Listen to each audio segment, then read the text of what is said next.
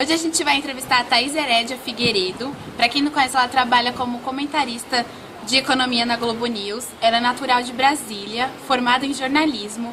Ela também trabalhou como assessora de imprensa no Banco Central. Ela tem passagens em Brasília como produtora e repórter e editora das emissoras Bandeirantes e SBT. Em São Paulo, ela trabalhou como repórter de economia do Bom Dia Brasil. Ela também foi gerente de comunicação no Grupo Carrefour e é também pós-graduada em Finanças na Fundação do Instituto de Administração da Universidade de São Paulo. E desde maio de 2010 ela tem um blog com informações de economia no portal G1, que se chama Thaís Herédia, Os Caminhos da Economia. Agora a gente vai ver a entrevista. Bom, primeiro, bom dia, Thaís. Bom dia. Bom, a primeira pergunta a gente vai falar sobre os índices da inflação no Brasil.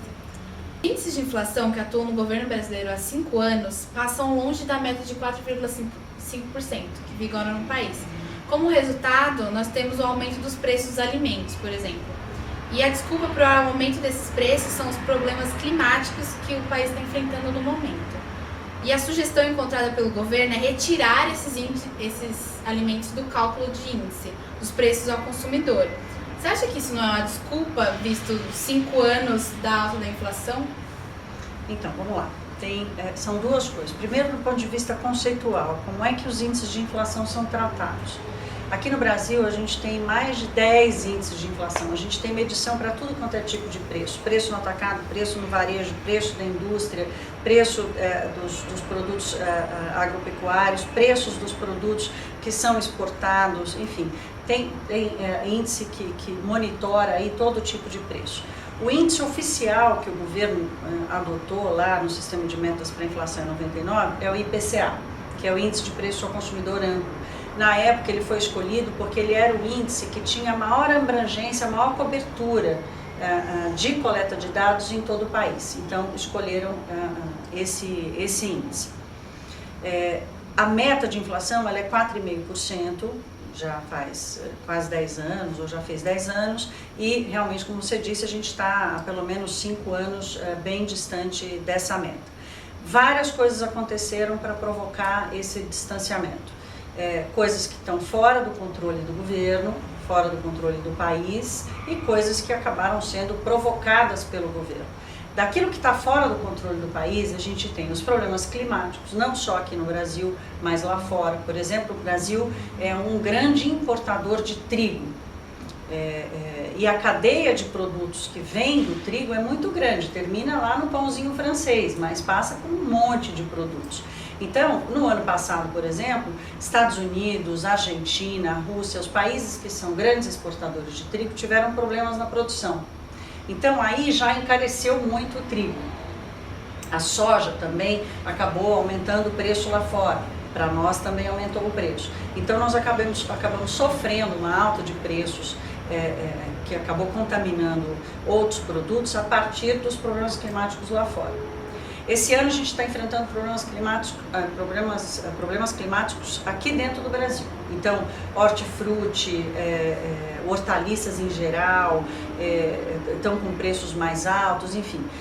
Isso também está fora do controle. O problema não é aquilo que está fora do controle, o problema é aquilo que está sob o controle do Banco Central e sob o controle do governo. O governo veio, nesses últimos 5 anos, incentivando muito o consumo para sustentar o crescimento da economia. Então, qual é o grande problema da economia brasileira hoje, que a inflação é o maior reflexo disso?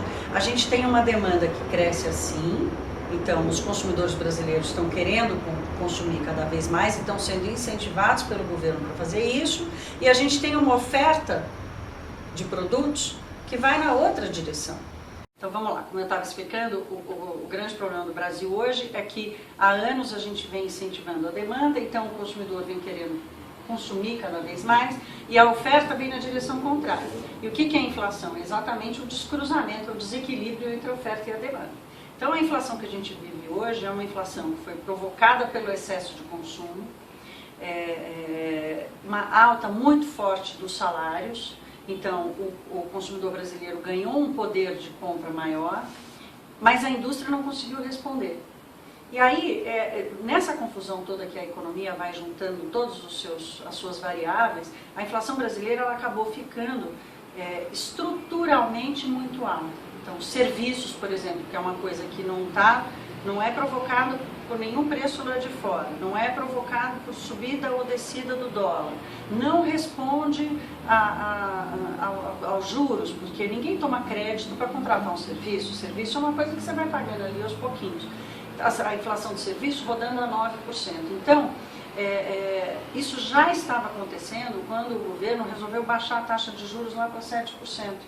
Então, a dose foi demais, a estrutura da inflação brasileira já estava muito alta. Então, tirar os alimentos ou não tirar os alimentos nem é uma discussão que tem que acontecer agora, e o próprio governo voltou atrás, disse que essa discussão não existia, porque o que tem que acontecer agora é tratar da inflação estruturalmente. Finalmente, assim, a inflação que a gente tem hoje, apesar de estar alta, não está tão alta quanto deveria do ponto de vista real. Por quê? A gente não segurou, o governo não segurou o aumento das tarifas no ano passado, não segurou o aumento da energia elétrica, agora isso tudo vai ter que voltar ao normal em algum momento. Então a inflação hoje brasileira, o IPCA, que é essa inflação oficial, ainda não consegue refletir o que realmente está acontecendo na inflação. O consumidor sente. O consumidor está reclamando, está dizendo, está sentindo, não só no supermercado, mas nos serviços e tudo mais. Vai passar a sentir mais, porque vai pagar mais pela energia, vai pagar mais pelo transporte. Agora, qual é a resposta que o governo vai dar para isso? É o que a gente está esperando até agora. A inflação acompanha a lei da oferta e da demanda, como você falou. E os alimentos são os vilões para o aumento dessa taxa. E também são os que mais pesam no bolso do orçamento da família. Como você acha que o governo poderia controlar melhor essas oscilações que pesam tanto no bolso das pessoas?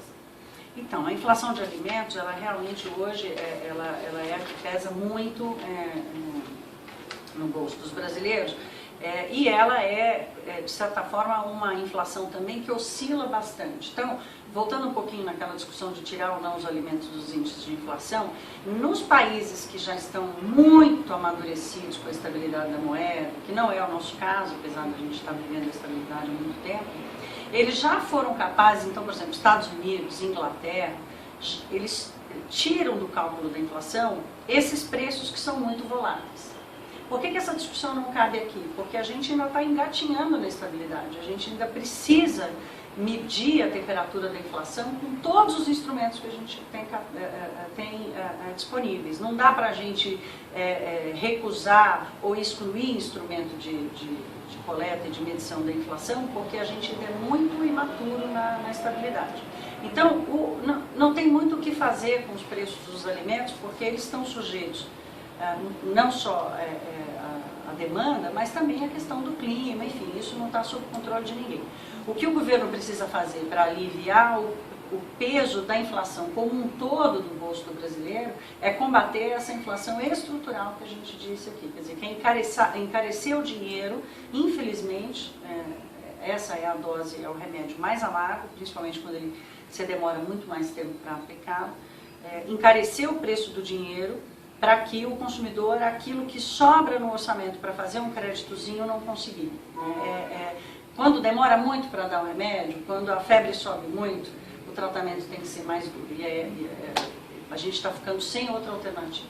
A seu ver, quais as principais medidas que o governo deve tomar para diminuir essa inflação? Então, eu disse lá atrás, né, que hoje eu vejo assim, que o X da questão no Brasil é esse X da oferta e da demanda. Né? Não adianta a gente incentivar demanda e consumo sem dar oferta, sem aumentar a oferta. O Brasil não conseguiu aumentar a oferta, faz anos que a produtividade brasileira não cresce.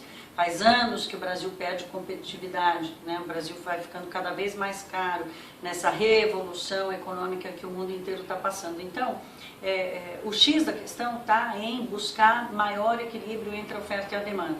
Então, você tem duas chances de fazer isso, a boa e a ruim. A boa é quando você consegue aumentar a oferta sem necessariamente precisar achatar a demanda, porque afinal de contas as pessoas têm direito a consumir. Né? Então, como é que você vai aumentar a oferta? Você vai melhorar o ambiente dos negócios, você vai facilitar o crédito para investimento, você vai atrair o investidor estrangeiro, porque a gente não tem poupança suficiente para fazer o investimento, você vai melhorar a infraestrutura do país para você diminuir o custo da produção e do deslocamento dos produtos. A gente perdeu essa oportunidade, né? E hoje a gente está muito defasado e está atrasado para conseguir trabalhar na melhora da oferta. Hoje a nossa solução é achatar a demanda. Não tem jeito. Se a gente não consegue aumentar a oferta, nós temos que dar uma martelada na cabeça da demanda. Segundo especialistas, a produtividade econômica do Brasil diminuirá no período da Copa, por causa dos pontos facultativos durante a época dos Jogos.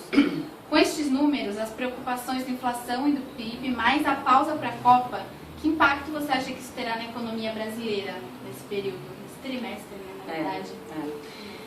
Então, a questão da Copa, ela tira de um lado e ela dá do outro, né?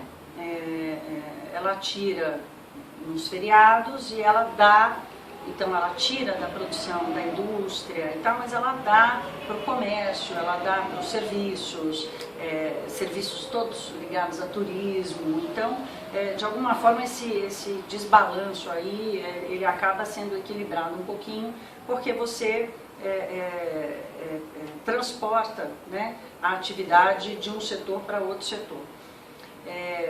A Copa, teoricamente, quando ela é realizada num país, teoricamente ela vem para incrementar a economia, né? Primeiro, os países são obrigados a fazer muitos investimentos. Depois, o fluxo de turismo e o fluxo de pessoas muito acima do normal daquele momento do país ajuda a aumentar o comércio, enfim, o consumo desses serviços todos que a gente falou.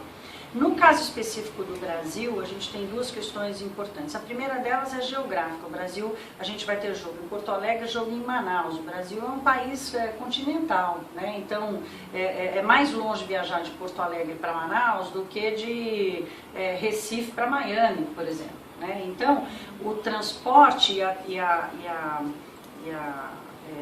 enfim, o deslocamento das pessoas para assistir aos jogos pode acabar esvaziando um pouco esse efeito, por exemplo, do consumo, do serviço do turismo e tal, ficar uma coisa mais espalhada, menos palpável.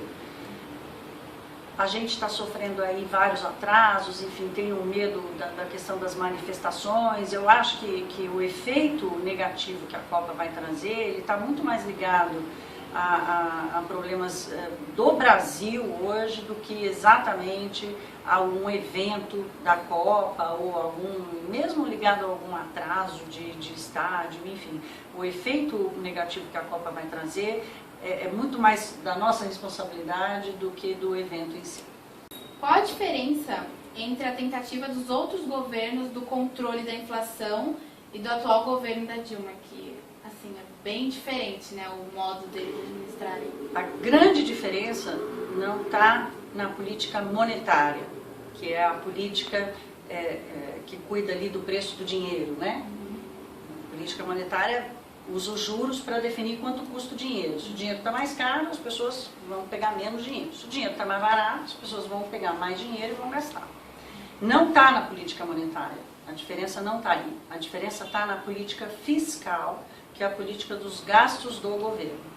Desde 2009, depois da crise, o governo Lula, isso aí não é só uma questão do governo Dilma, começou no governo Lula, no último período do governo Lula, para evitar que o Brasil sofresse uma queda muito forte na economia em função da crise lá de 2008, o governo começou a aumentar os gastos. Não está errado não, essa política tem o nome de anticíclica. Ela vem para evitar realmente um custo muito alto para a economia como um todo. Então o governo, como agente maior da economia de um país, ele entra para incentivar. Os Estados Unidos, por exemplo, fez isso até agora, gastaram 2 trilhões de dólares para incentivar a economia lá. Então, a diferença foi que chegou uma hora que tinha que parar de gastar, tinha que deixar a economia, mesmo que fosse engatinhando, buscando a sua força e voltando, mas o governo continuou gastando mais do que podia. Então, isso está claro quando você olha, de novo, né, outro X, o X das despesas com o X das receitas. Então, as receitas estão assim, as despesas estão assim, não fecham, né? o governo sendo o maior consumidor da economia, contra ele ninguém consegue competir porque ele emite dinheiro, né? Ele acaba sendo o maior agente da inflação. Então, assim, eu acho que não existe uma solução única ou uma fórmula única para um país nas dimensões do Brasil, com o histórico que a gente tem. Veja, a gente tem um histórico de hiperinflação altíssima, né? A hiperinflação já é altíssima, mas durante muitos anos de baixa produtividade, o Brasil lutou muito com isso esses anos todos, mas ainda assim conseguiu se manter um país dinâmico, com uma economia. As coisas aqui acontecem, mesmo quando a torcida está contra, né? Porque o brasileiro tem essa capacidade, esse dinamismo de sobreviver a qualquer ambiente político e econômico. Essa é uma grande virtude do Brasil. Então, se você disser assim, eu sou da escola dos liberais, que o Estado tem que sair do mercado. Não, eu sou da escola dos desenvolvimentistas, o Estado tem que ser o agente do desenvolvimento. Acho que no Brasil a gente precisa usar um pouquinho de cada um, até porque a gente ainda é um país com uma pobreza muito grande, a gente ainda é um país com um déficit de educação, saúde e segurança, que são quesitos básicos aí do bem-estar da população, que ainda estão muito longe de atender aí a necessidade básica dos brasileiros. Então, o Estado no Brasil precisa continuar sendo um agente forte, né? Bom, Thaís, obrigada essa entrevista.